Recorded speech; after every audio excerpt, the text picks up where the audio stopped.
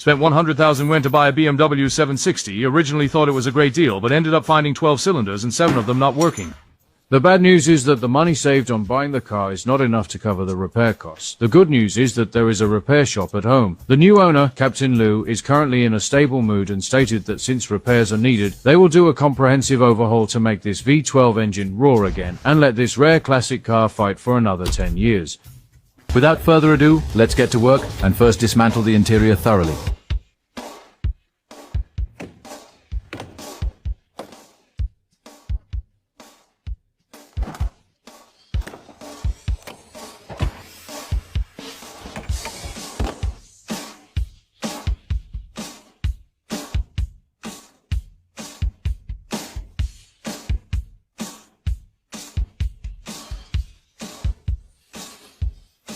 Buying this BMW 760 is mainly to please myself. I just don't like the color of the interior. So I'm going to replace the entire leather interior, including upgrading the seat design to the 2024 model, so you can see a different BMW 760.